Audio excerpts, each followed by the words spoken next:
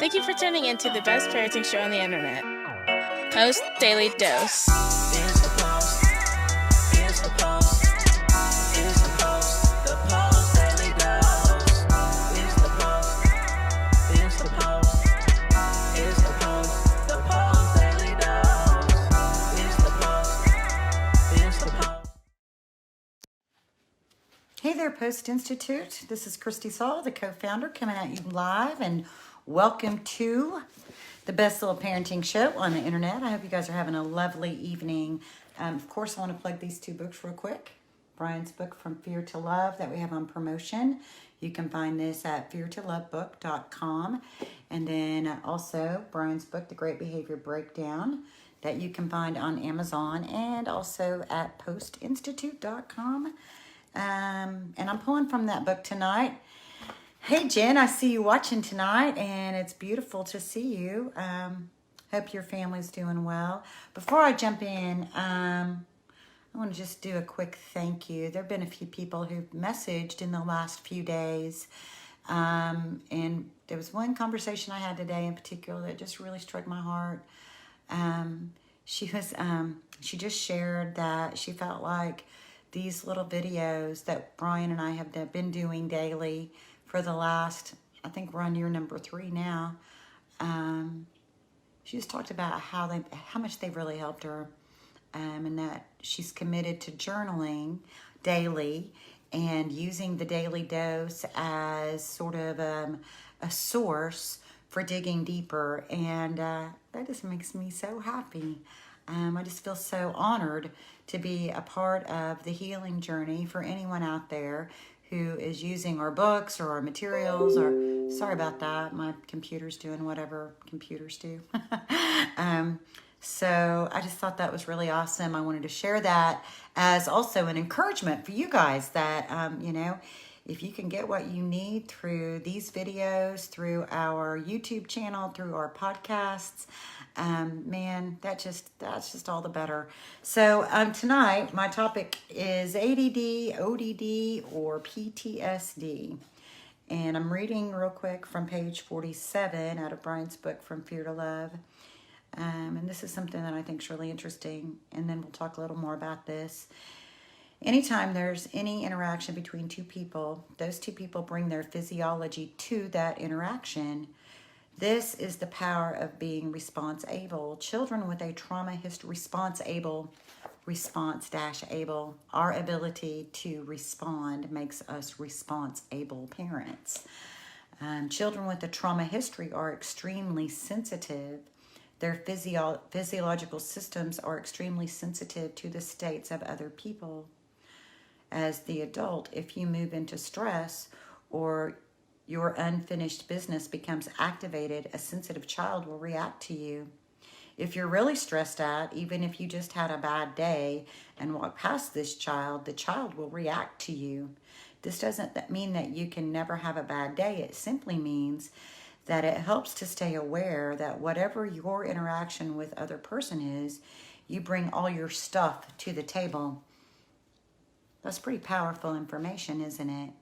When we understand that level of sensitivity that comes from trauma, it really helps us to understand our children differently, understand why they struggle in different situations.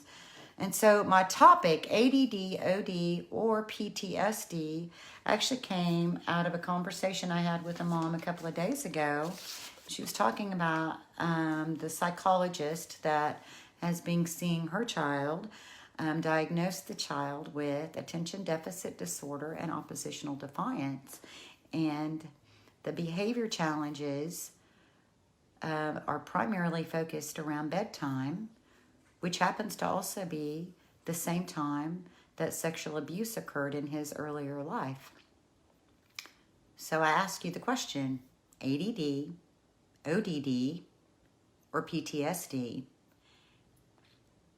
Because if you look at the DSM, which is the Diagnostic Manual for Mental Health, and I don't use that very often, thank goodness, But it is what people who work in the arena of insurances have to apply a diagnosis. And so they look in this manual, and this manual is a book, and it lists behaviors as the symptoms. So it shows behaviors, and associated with these behaviors is a diagnosis. And so oftentimes, as Brian was saying in the podcast that was posted yesterday, that children who come to the Post+Institute and their families, often those children have been diagnosed with anywhere from 5 to 10 different diagnoses.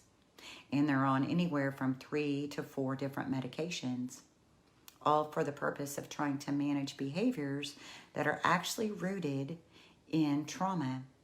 They're rooted in post-traumatic stress disorder.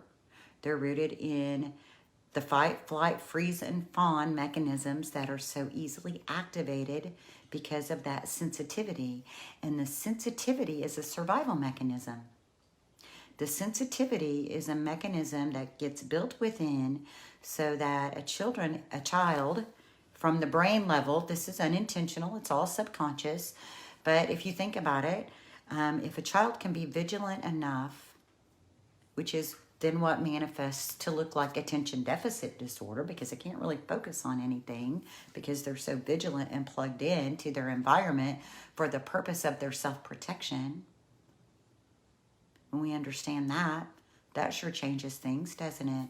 When we understand that a trauma occurred and that a certain time of the day, a temperature, a taste, a smell, an internal experience like digestion or a thought can trigger the amygdala into fight, flight, freeze, and fawn. And that fight mechanism that's getting triggered is directly related to a trauma experience. That sure changes things, doesn't it? And when we have this level of understanding, when we understand that just because you remove the trauma, that doesn't remove the impact. It doesn't remove the neurobiology that got created during that. That takes a lot of time. And when we understand that our state, our emotional state, our neurological state is something that our child is really sensitive to, and when we can understand that and we can bring more calm to the situation. And I remember in this book right here, Brian reminds us that intensity, timing, tone of voice, facial expressions, all these things that are subconscious that we're not really even aware of, that those things actually have some of the greatest influences on our children.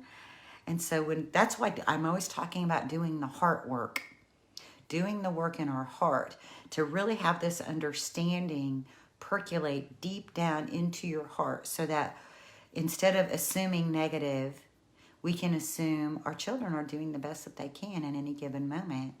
And that when we as adults can have that level of being response able, meaning being able to respond versus being reactive, then we have a much greater chance of helping them get their oxytocin, which is called the love hormone, their oxytocin release mechanism activated. And part of the job of oxytocin is it helps to calm cortisol, the stress hormone. So all these different little diagnoses that can get assigned can really lead us down a rabbit hole of parenting and trying to correct these behaviors out of a very faulty mindset. When we can really understand that the more mature amygdala, the calm amygdala, actually has the ability to create more calm in the environment for our children. And when that calm is present, then those coping mechanisms will begin to reduce. And they will eventually be eliminated. And then they might pop up. They might pop back up in a time of extreme stress because they're buried. They're buried back here at the brainstem, and new neurological pathways can grow. That takes time. It takes time. It takes repetition. Positive relationships and positive environments repeatedly over time is what's proven to have the most long-standing change. So what you do day in and day out in your role as parents is extremely important. You're extremely valuable. We really appreciate you all more than you know. Like, your self-care is everything then, isn't it? Like taking care of yourself so that then giving yourself love, giving yourself understanding, being patient with yourself, being gentle with yourself, all of those things, when you give those to yourself, then that gives you the ability to give that to others. So I think that's my message for tonight, unless anybody's got anything they want to bring to the table. I hope you guys have a beautiful evening. I just feel like it's so important to remind us, because we can get so caught up in all the tasks, you know, the doing the dinner and the doing the dishes and getting the laundry done and getting the baths and task. Plan your day. Plan your day so that at the end of the evening, you can set everything aside for 30 minutes to an hour and just enjoy your children. Just enjoy them. That's what this is all about. Snuggle with them, play with them, watch some TV together, see what games they're into. If they're looking at their phones, ask them what's going on in your phone world. But we need that time together. We need that connection. They need to feel us really being present, not just in a way that we're instructing and always telling them what to do and how to do it, but they also need to feel us just loving them right where they're at. So I hope you make time for that tonight. And remember what Brian says, in any given moment, and we're all human, so in any given moment, we can act out of our same blueprints of stress and fear and overwhelm, or we can take 1 to 2 to 3 or maybe 10 deep breaths. We can feel our brains coming back online, and we can choose love. And from that place, you will be able to be response able versus being reactive. Much love to you guys. Have a blessed night. We'll see you tomorrow.